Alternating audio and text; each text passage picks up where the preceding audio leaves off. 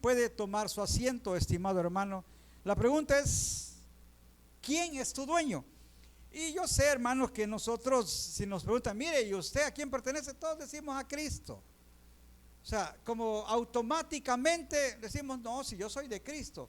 Pero quiero que veamos esta noche, o que tenga razones suficientes para reconocerlo, no solo como una respuesta automática, sino como una respuesta de convicción.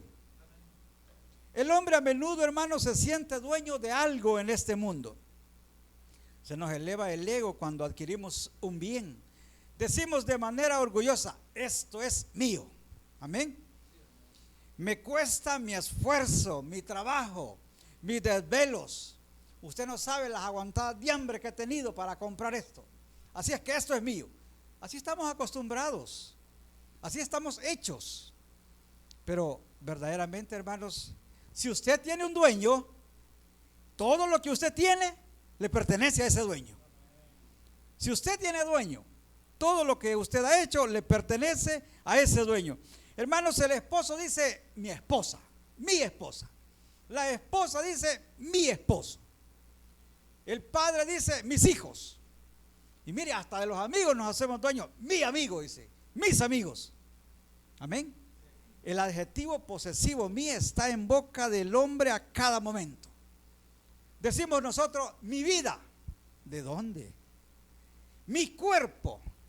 Y puedo hacer lo que me dé la gana. No, hermano, no es así. El que tiene dueño no puede pensar de esa manera. Y si usted tiene dueño, pues debe de pensar diferente. Porque si tenemos dueño, nos debemos a ese dueño. Si tenemos un propietario, nos debemos a ese propietario y debemos de tratar de llevar las cosas en paz con nuestro dueño. Porque enemistarnos con nuestro dueño trae consecuencias. Y muchas veces, hermanos, consecuencias que son muy dolorosas. Algunas veces, hermanos, la razón de nuestras malas experiencias se debe a que no queremos reconocer el dueño que está por sobre nuestras cabezas. Pero esta noche quiero que veamos 4 razones por las cuales, con toda seguridad, Cristo es el dueño de nosotros. Oiga, es el dueño de nosotros porque le hemos recibido como nuestro único y suficiente Salvador. Y es el dueño de todos, aunque no lo quieran reconocer, pero Él es el dueño. Y lástima de aquellos que no lo reconocen. Génesis capítulo 2, versículo 7 dice: entonces Jehová Dios formó al hombre del polvo de la tierra y sopló en su nariz aliento de vida, y fue el hombre un ser viviente. Hermanos, el primer derecho que Dios ejerce sobre el hombre y sobre toda la creación es el derecho de creación. ¿Por qué? Porque Él nos hizo. Nosotros podemos decir, no, mire a mí que esto, que no sé cuándo, que no sé qué. No, el que nos creó fue Dios. A lo mejor cuando usted estaba estudiando le metieron en la cabeza de que el hombre era fruto de una evolución. Quizás usted de verdad, para pasar la materia, cuando le preguntaron ¿y cómo es que el hombre existe? Evolucionó del mono, pusieron ustedes. Porque era la teoría evolucionista la que más se enseñaba en las escuelas. Pero de acuerdo a la palabra, hermano, aquí nadie depende del mono. Dice la Biblia que Él nos hizo, que Él nos formó del polvo de la tierra, nos formó y dio un aliento en nuestras narices, y a partir de entonces tenemos vida. Amén. Entonces, por esa razón, Él ejerce sobre nosotros derechos de creación. ¿Por qué? Porque Él nos creó. Vaya conmigo a Colosenses capítulo 1, 16, dice: porque en Él fueron creadas todas las cosas, las que hay en los cielos, las que hay en la tierra, visibles o invisibles, sean tronos, sean dominios, sean principados, sean potestades. Todo fue creado por medio de Él y para Él. Amén. No existimos al azar.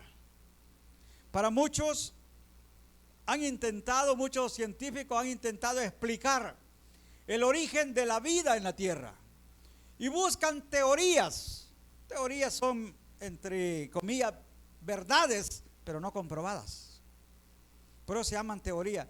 Ellos dicen, no, lo que sucede es de que la vida apareció porque ciertos elementos se mezclaron entre sí y de ahí comenzaron a dar vida a los primeros seres unicelulares y lo presentan bien bonito. Pero de acuerdo a la palabra, que para nosotros es la verdad, la vida existe porque a Dios le ha placido que haya vida en este lugar. Amén. A Dios le ha placido que haya vida en este lugar, por lo cual, hermanos, Dios ejerce sobre el hombre derechos de creación porque Él nos creó. Dice un salmo: reconocer que Jehová es Dios, que Él nos hizo y no nosotros a nosotros mismos. Pueblo suyo somos y ovejas de su prado. Y yo creo que somos pueblo suyo. Hermanos, el primer derecho que Dios ejerce sobre todos nosotros es el derecho de creación.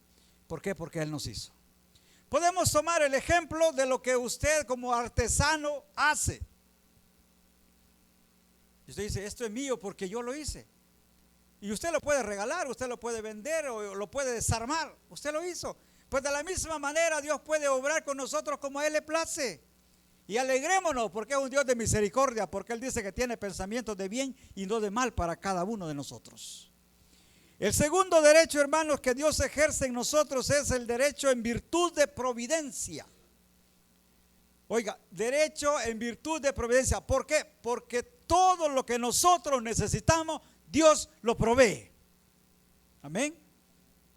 Nosotros quizás estamos hasta cierto punto acostumbrados a vivir engañados. Porque decimos, no, si la comida yo la compro, si el salario yo me lo gano. Si Dios no le otorga salud, fuerza y energía para poder trabajar, olvídese, usted no se mueve de su asiento, usted no se levanta de su cama. Todo lo que el hombre necesita, Dios lo provee. Mire lo que dice Hechos, capítulo 17, versículos 24 y 28. El Dios que hizo el mundo y todas las cosas que en él hay, siendo Señor del cielo y de la tierra, no habita en templos hechos por manos humanas, ni es honrado por manos de hombre como si necesitase de algo, pues Él es quien da a todos vida y aliento a todas las cosas. No sé si entiende. El poder respirar, ese aire que respiramos, que a muchos para poder respirar gastan montones de dinero, porque no lo pueden hacer si no tienen un aparato especial para respirar. Necesitan algo que les provea el oxígeno tan necesario para la vida. Ese aire que usted y yo respiramos, ¿sabe? Aunque usted no lo quiera aceptar, viene de Dios. Viene de Dios. Él provee para que nosotros podamos respirar. Mire qué bonito cuando usted se detiene a ver la creación. Antes del hombre ya había creado las plantas. ¿Usted sabe cuál es la función que hacen las plantas? ¿Cuál es el beneficio principal que dan las plantas? Sí, hace sombra, dan leña, dan frutos, está bien, pero hay algo más especial que eso. ¿Perdón, hermana? El oxígeno. Dios no hace las cosas, se me olvidó hacer tal cosa, ahorita lo voy a hacer. No, Él hace las cosas en orden. Nosotros consumimos oxígeno y cada vez que usted respira y saca el aire, usted saca un gas que se llama anhídrido carbónico. Eso que nosotros desechamos, la planta lo utiliza. Y lo que la planta no utiliza es lo que nosotros utilizamos. En otras palabras, coexistimos con las plantas. No es invento del hombre, Dios lo creó así. Antes que el hombre apareciera en la tierra, ya las plantas ya estaban. Iban a purificar el oxígeno que usted y yo necesitamos todos los días para vivir. Y mire, lamentablemente todavía no hemos comprendido, porque en todo lugar botan y botan palos todos los días. No sé al final cómo vamos a hacer, todo va a ser un desierto. Pero hermanos, ese aliento de vida que tanto necesitamos es el que Dios lo provee. Dice el versículo 26 de Hechos 17: y de una sangre ha hecho todo el linaje de los hombres para que habiten sobre sobre toda la faz de la tierra y les ha prefijado el orden de los tiempos y los límites de su habitación. Mire, entonces no es cuestión de que llueve cuando quiera llover, no, Dios ha establecido para beneficio del hombre que haya invierno, que haya verano, en otros lugares que haya otoño, que haya primavera. Dios lo estableció. ¿De qué más? ¿Por qué razón? Para poder sostener nuestra vida. Por eso Él ejerce sobre nosotros derechos de providencia, porque Él provee todo lo que el hombre necesita. Usted dice, no, los zapatos que ando, yo me los fui a comprar, la ropa que ando, yo me la fui a comprar. Dios le ha provisto un empleo, Dios le ha provisto un salario, Dios le ha provisto todo lo que usted tiene. Por eso le dije, si usted tiene un dueño, todo lo que tiene le pertenece a su dueño. Y si Dios es su dueño, todo lo que nosotros tenemos le pertenece a nuestro Dios. A lo mejor entendamos el canto cuando decimos lo nuestro, tuyo es. Tiene bastante verdad y bastante lógica, porque todo lo que tenemos le pertenece a nuestro Dios. Hermanos, el hombre, por mucha tecnología de la que disponga, no puede existir para sí mismo. No puede. De hecho, el hombre lo único que ha podido hacer es transformar la materia, pero no crear una nueva materia. No tiene esa capacidad. Ni siquiera ha podido crear un nuevo elemento. Lo que sí lo ha hecho es descubrirlo, pero el que lo creó fue Dios. No tiene el hombre realmente de qué vanagloriarse. Lo único que el hombre hace es transformar lo que Dios ya hizo. No ha podido hacer más de lo que Dios ya ha hecho. Por lo cual, todo lo que nosotros necesitamos lo provee Dios. Derecho de providencia, ¿por qué? Porque Él provee lo que usted necesita. Derecho, hermano, también en virtud de redención. ¿Por qué derecho en virtud de redención? Gracias. Yo no sé si usted tiene claro. Sí. Yo no sé si usted tiene claro lo de la redención. Porque para entender, hermanos, de redención tenemos que reconocer qué sería del hombre sin Cristo. ¿Qué sería del hombre sin Cristo? Realmente sin Cristo el hombre estaría condenado, y está de hecho el que no reconoce a Cristo a nacer, crecer y irse a una eternidad sin Dios. Así estábamos. Por eso cuando hablamos de derechos de redención, la razón es que el precio de nuestra salvación lo pagó Cristo en la cruz del Calvario. Por esa razón Él ejerce sobre nosotros el derecho de redención, porque Él nos compró. Estábamos condenados al infierno, dice Romanos 3:23, por cuanto todos pecamos y todo es todo, estábamos destituidos de la gloria de Dios. Y si el hombre está destituido de la gloria de Dios, al morir se iba directamente al infierno. Pero más Dios, dice, muestra su amor para con nosotros, en que siendo aún pecadores, Cristo murió por nosotros. Ese es el derecho de redención. Ya el pastor ya ha puesto el ejemplo de la gallina, ¿verdad? La que compramos en el mercado está condenada. Mire, esas animalitas pobrecitas las cuelgan y están colgadas, y es un martirio, porque de ahí lo que les falta es que alguien las compra y les pase el cuchillo en la garganta. Pero viene alguien y las compra y no las mata, sino que les da la libertad. Esa es redención. Esa es redención. Recuerdo hace como 2 años y medio me regalaron una gallina para el cumpleaños. Mire, para que haga una sopa, me dijeron. Ahí está todavía la pobrecita, ¿eh? Bien gorda está. Está redimida, porque me la dieron para que le cortara el pescuezo. No, ahí está viva la animalita. Hermano, eso hizo Cristo con nosotros. Estábamos destinados a la condenación. Éramos leña para el fuego. Pero el Señor pagó nuestro precio. Dice Primera de Pedro, capítulo 1, versículos 18 y 19.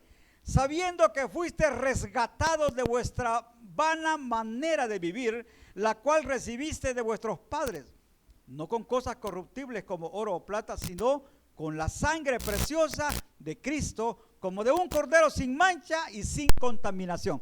Mire, aparte, hermanos, de que Dios nos resgató del infierno, yo no sé acá, quizás sería el único, pero no lo creo, que Dios me sacó de una mala manera de vivir.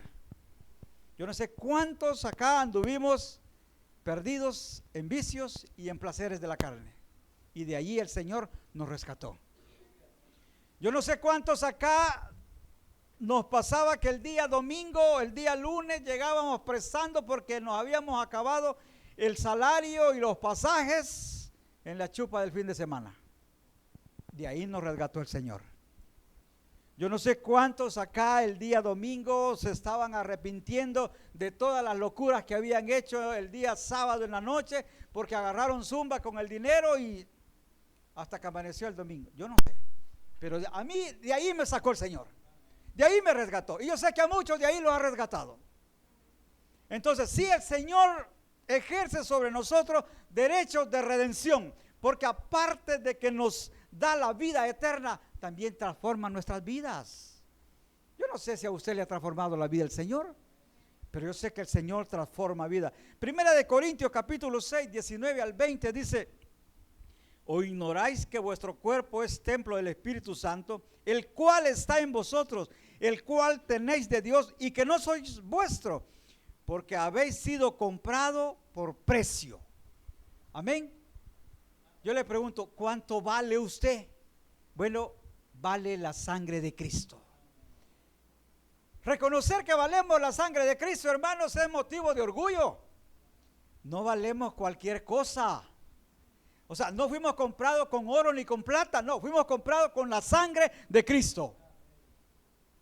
Por eso dice, ya no sois vuestros, sino que le pertenecemos a aquel que nos compró. Glorificad pues a Dios en vuestro cuerpo y en vuestro espíritu, los cuales son, oiga, vuestro cuerpo y vuestro espíritu, los cuales son de Dios. Ya no podemos decir mi cuerpo es mío, la vida es mía, no, nunca lo fue. Pero ahora con entendimiento podemos decir, mi vida le pertenece a Dios, mi cuerpo le pertenece a Dios. Amén. Muchas veces, hermanos, nosotros nos equivocamos y hacemos de nuestro cuerpo templo del placer. Y estoy hablando del placer sexual, del placer carnal. Decimos, no, si yo puedo hacer con mi vida lo que yo quiero. No, no es así. Nuestro cuerpo le pertenece a Dios, nuestro espíritu le pertenece a Dios. Y les dije, si tenemos un dueño, agrademos a nuestro dueño. El hombre, hermanos, con la religión no puede hacer nada para alcanzar la salvación. El pecado de Adán y Eva le apartaron de Dios a ellos y por ende a todos nosotros. Ni siquiera, oiga, ni siquiera aún la sangre de los animales que se ofrecían en el altar continuamente, ni siquiera eso podían acercarnos a Dios. ¿Quiere que le dé una prueba? ¿A dónde estaban los que habían creído que venía un redentor? No estaban en la gloria, estaban abajo. Estaban en lo que se conocía como el seno de Abraham. No estaban, ahí estaban prácticamente frente a frente con los condenados. Ahí estaban los que estaban esperando que su pecado fuese borrado, porque la sangre de los corderos ofrecidos en el altar no la borraban. Por eso cuando nuestro Señor Jesús apareció en este mundo, Juan dijo, he ahí el pecado, el cordero de Dios que quita el pecado del mundo. Él sí podía quitar el pecado. Y cuando Él fue crucificado, dice la palabra, que descendió hasta las profundidades de la tierra. Y entonces aquellos que habían muerto con la esperanza del Redentor, entonces sus pecados fueron quitados. Y dice la palabra, y llevando cautiva la cautividad, subió. Qué importante es reconocer que nada el hombre podía hacer por sí mismo, sino solo el sacrificio de Cristo. Efesios capítulo 4, versículos 7 al 9 dice, pero a cada uno de nosotros fue dada la gracia conforme a la medida del don de Cristo. Por lo cual dice, subiendo a lo alto, llevó cautiva la cautividad y dio dones a los hombres. Y eso de que subió, ¿qué es? Sino que también había descendido primero a las partes más bajas de la tierra. El que descendió es el mismo que también subió por encima de todos los cielos para llenarlo todo. A nuestro Señor Jesús, a Él sea la honra. Él, por su sacrificio, es que usted y yo tenemos esperanza.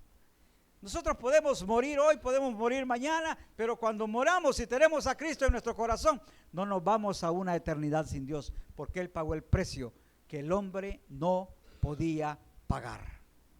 Por eso hay derechos en virtud de redención sobre nosotros. Y el último derecho, hermanos, es el derecho en virtud de dedicación. Hermanos, el derecho en virtud de dedicación es aquel que usted le otorga a nuestro Dios cuando se rinde a los pies de Cristo.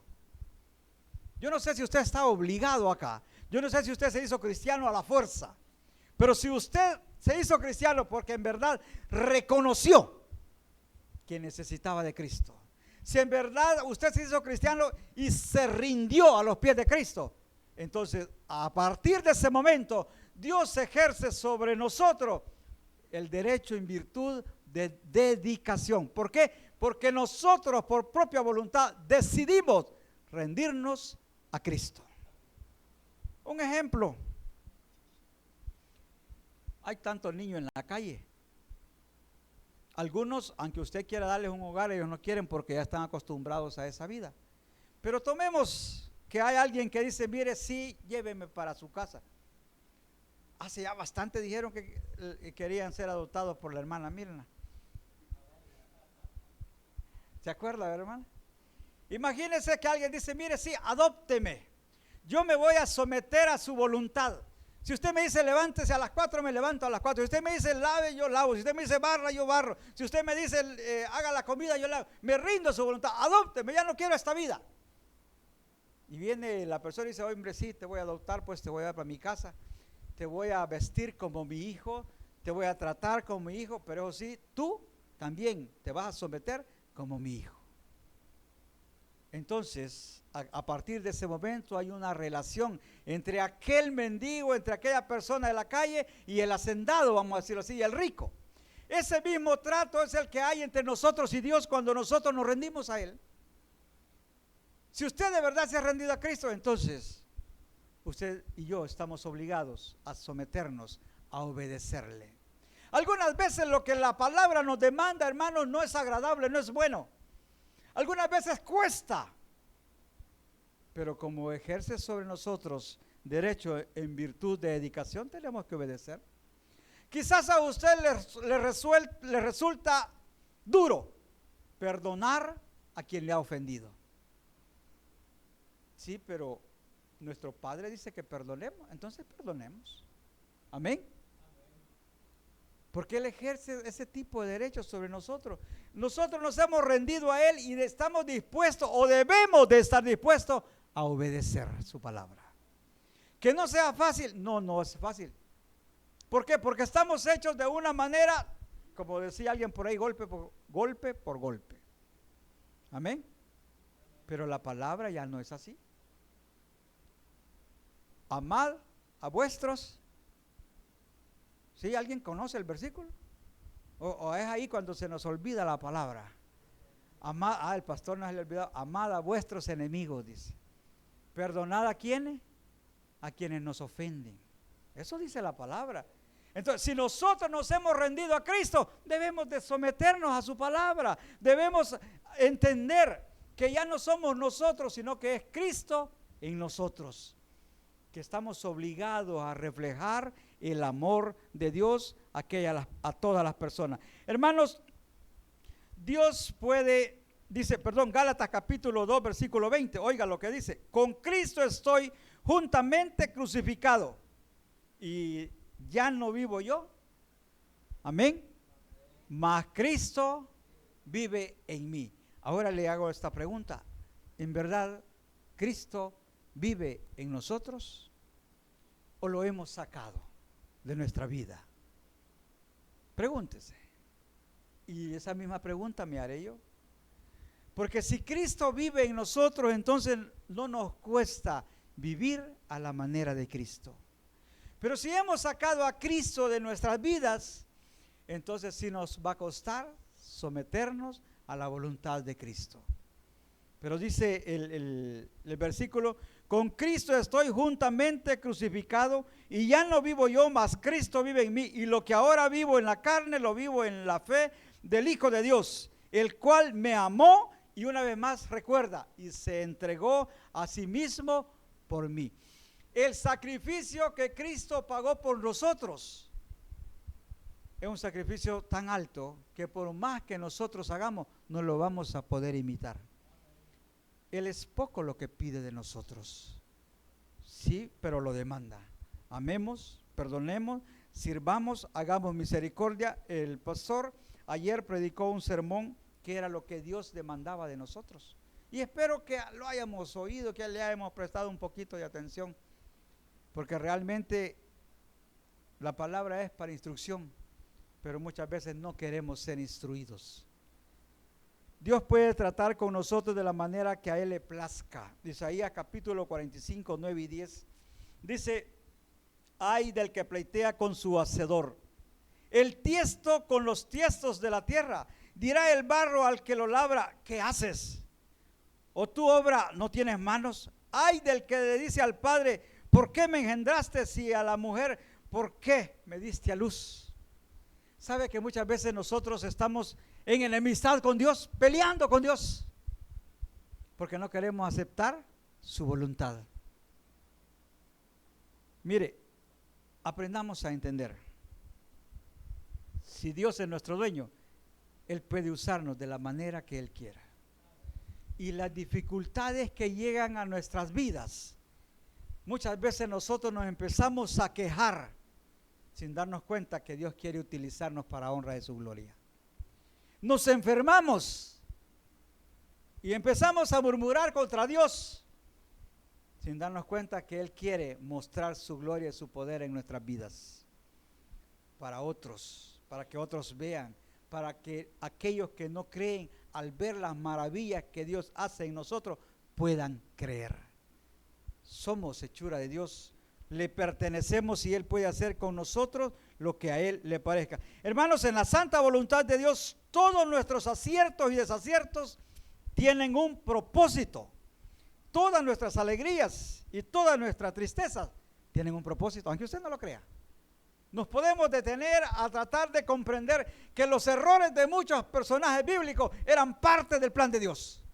Nos podemos detener y tratar de exegetar cada uno de esos errores y darnos cuenta que eran parte del plan de Dios. Hermano, usted muchas veces viene arrastrando sus errores y se trauma y los arrastra de por vida.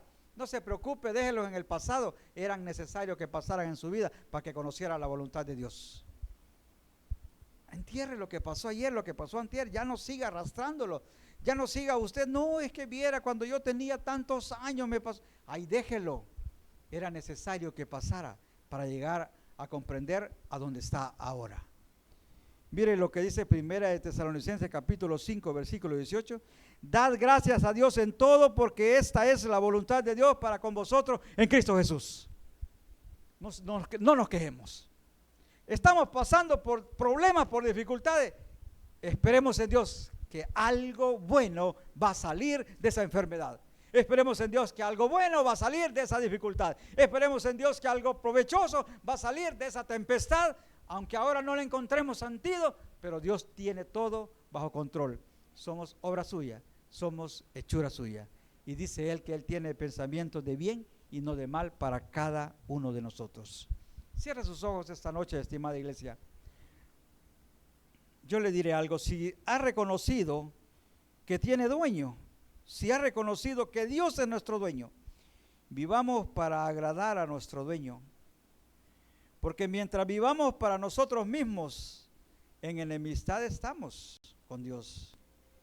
Y muchas veces, estimado hermano, la causa de nuestros males es que no hemos querido reconocer que Dios está por sobre nosotros, que los intereses de nuestro dueño, que los intereses de Dios siempre van a ser prioridad en nuestra vida, aunque nosotros no lo queramos entender.